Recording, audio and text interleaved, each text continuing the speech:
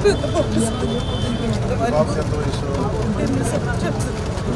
కుటుంబానికి తెలుసు సార్. ఇప్పుడు వారికి కుటుంబానికి కూడా నేను చెప్పుకోలేదు సార్. హాస్పిటల్లో చదువుకుంటామని చెప్పాను సార్.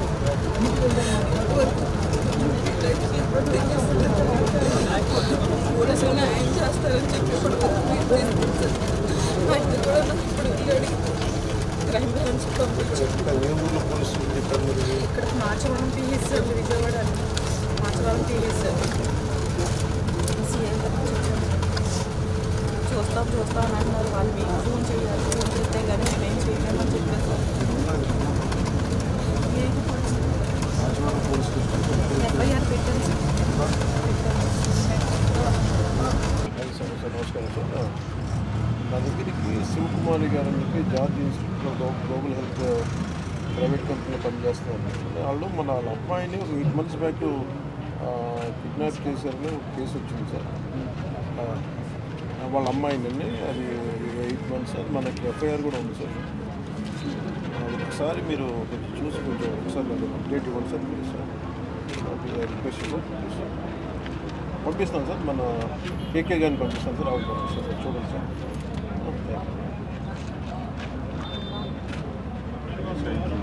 మీరు వెళ్ళండి అమ్మా. ఒకసారి వెళ్ళి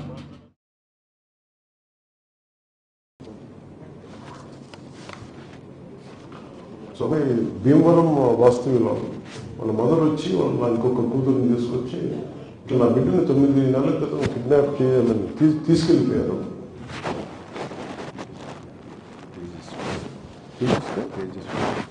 తేజస్సు నేను పాప అక్కడ చదువుకుంటా ఉంటే ఏ కాలేజ్ చదువుకుంటా ఉంటే లవ్ డ్రాప్ మీద పడేసి తీసుకెళ్ళిపోయారు. ఇప్పుడు దాకా ఆచూకు తెలియదు అని వాళ్ళ మదర్ ఏడుస్తూ ఉంటే మా ఇంట్లో వాళ్ళు కూడా చెప్పిన బాధపడుతూ ఉంటే వెంటనే స్థానిక విజయవాడ ఉన్నతాధికారులకి, స్థానికంగా ఉండే మాచల్ చేయ గారికి, కమిషనర్ పోలీస్ గారికి చెప్పాను. బట్ ఎంత అద్భుతంగా చేశారంటే police department, Andhra Pradesh police department, Vijayawada CP గారు కానీ మొత్తం పోలీసు బృందం 40 hours వాళ్ళని పట్టేస్తున్నారు.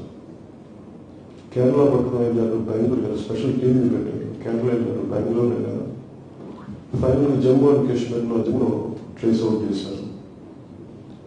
జమ్మూలో ట్రేస్ అవుట్ చేసి ఈ రోజున వెంటనే మన టీం వెళ్ళే లోపు ఈ రోజు ఇప్పుడు మన ఆంధ్రప్రదేశ్ పోలీసు వెల్లూరు వచ్చి పాటికి. But in the mean Jammu and Kashmir police ఆ అమ్మాయి ఎక్కడుందో వెళ్ళి పట్టుకుంటే అమ్మాయి ఫోన్ కూడా మార్చేశారంట. ఈ న్యూస్ ఎప్పుడైతే వాళ్ళ మదర్ నాకు ఇచ్చారో, ఇట్లా నా దృష్టికి తీసుకొచ్చారో, అది వెంటనే వాళ్ళు అబ్బాయి పోయి తీసేసాడు. అమ్మాయిని నాకు ఇబ్బంది పెడుతున్నాను, వచ్చేస్తున్నాను అంటే వాళ్ళు అబ్బాయిని కూడా చెప్పు మీరు వెళ్ళదు, మీకు వాళ్ళ చేత తెలియజేస్తాను. ఇది ఉన్నామో తెలియజేస్తే కూర్చోబెట్టి చెల్లెలు రోజు అంటే అసలు తెలియజేశారు. బయట రావద్దంటే వాళ్ళ చెల్లెలు మా అయ్యా చేయాలంటే పోలీసు అయితే ఇద్దరు విడిగా పట్టుకొస్తున్నారు. ఇప్పుడు ఏం జరిగింది తెలియదు, కారణంలో వెతుకుతారు.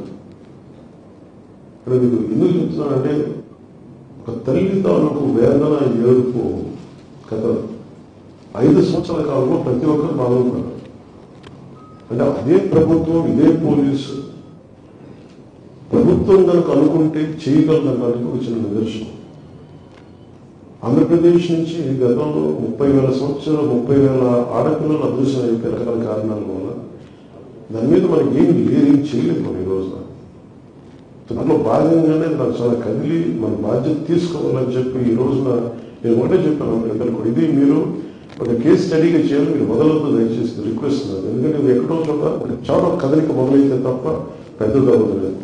సో ఫ్యూచర్లో కూడా నేను అనుకుంటున్నది ఏంటంటే నాకు రోజున మనస్ఫూర్తిగా మీడియా సమక్షంలో ఆంధ్రప్రదేశ్ పోలీస్ శాఖని నేను అభినందిస్తున్నాను. మనస్ఫూర్తిగా ధన్యవాదాలు. మనస్ఫూర్తిగా ధన్యవాదాలు. మీరు ఇంత స్విఫ్ట్ యాక్షన్ తీసుకోవడం వల్ల ఒక విశ్వాసం పెరిగింది. అలాగే ఆడపిల్లలు తల్లిదండ్రులు కానీ ఆడపిల్లలు కానీ ఎవరికైనా సరే ఈ లవ్ ట్రాప్స్ ఏదైనా వేసి మమ్మల్ని ఇబ్బంది పెడుతుంటే మీరు మన సరైన విత్తనం లేదా అనేది మీరు ఎప్పటికప్పుడు చాలా జాగ్రత్తగా చూసుకోవాలి. ఎందుకంటే 24 hours తర్వాత అమ్మాయి మిస్ అయిందంటే దొరకడం చాలా కష్టం. మర్చిపోమంటారు.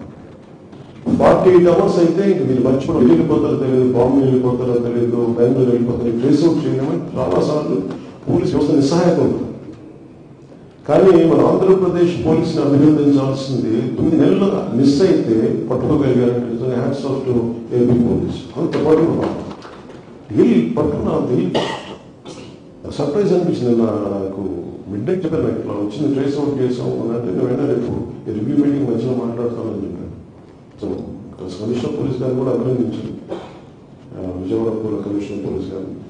సో మాకున్న కోరిక అంటే నేను భవిష్యత్తులో కూడా క్యాబినెట్ దృష్టికి తీసుకెళ్లాల్సింది ఏంటంటే అసలు ఇంతమంది ఆడపిల్లలు అదృశ్యమైన కదా, దీని మీద ఒక స్పెషల్ కమిటీ ఎందుకు పెట్టలేదు కేంద్ర ప్రభుత్వం? ఇప్పుడు మనం ఏం చేయాలి? ఇది ఉన్నతి పోలీసు ఉన్నతాధికారులతో మాట్లాడి దీనికి ఒక సమగ్రమైన ఒక సెల్ ఏదైనా కావాలా, ఒక స్పెషల్ సెల్. ఎందుకంటే చాలా కష్టం, ప్రతి లోడ్ చేయలేదు, మనకి ఉద్యోగాల్లో నింపలేకపోతున్నాం. ఉదాహరణకి ఫారెస్ట్ డిపార్ట్మెంట్ లో మేడం ఎన్ని ఉద్యోగాలు షార్ట్?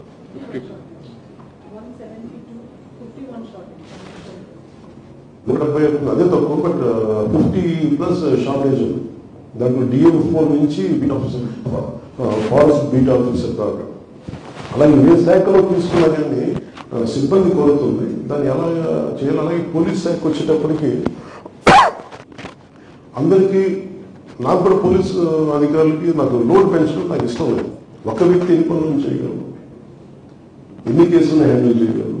సో అది కూడా అర్థం చేసుకొని చాలా సున్నితంగా చాలా అర్థం చేసుకొని మాట్లాడాల్సి వస్తుంది. కానీ దీనికి ఎక్కడో కొంత సంఖ్యాబలం పెంచాలి ఖచ్చితంగా. పోలీసుకి నిధులు కొరకు ఉన్నాయి, వీటి గురించి ఆలోచించాలి, వీటి గురించి చర్చ జరగాలి.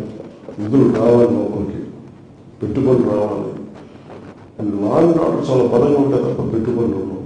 ఇది ఇన్వెస్ట్మెంట్స్ని ఎంకరేజ్ చేసే అట్మాస్ఫియర్ ఉండాలి ఇక్కడ. దాన్ని అక్కడే చర్యలు తీసుకుని దాంట్లో ప్రైమరీ లా ఉండాలి. ఇక్కడ వచ్చిన ఆంధ్రప్రదేశ్కి సుభిక్షంగా ఉంటారు, ధైర్యంగా ఉంటారు, సురక్షితంగా ఉంటారు అనిపించుకునేలాగా ఉండాలి. దాని భాగంగానే ఒక ఆడపిల్ల అదృశ్యమైపోతే 9 నెలల్లో అదృశ్యమైన ఒక ఆడబిడ్డని less than 72 hours trace out చేసి పట్టుకున్నాం. కెపాసిటీ ఉన్న పోలీస్ డిపార్ట్మెంట్కి, మన ఐపీఎస్ అధికారులకి, మన ప్రతి పోలీస్ డిపార్ట్మెంట్ వ్యక్తికి.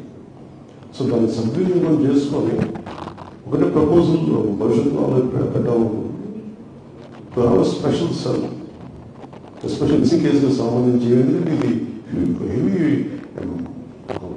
Humanly impossible. అంతమంది ఆడపిల్లలు మిస్ అయిపోతే ప్రతి కేసుని ఎప్పటికప్పుడు కొత్త రిజిస్టర్ అవుతాం, ఎన్ని పడుకోవడం సమయం పడుతుంది. బట్ ట్రేస్ అవుట్ చేయడానికి చాలా బలంగా నిర్ణయం తీసుకున్నాం. సో భవిష్యత్తు దీన్ని తీసుకెళ్తానని తెలియజేసుకుంటాం. ఈ రివ్యూ మీటింగ్స్ గురించిన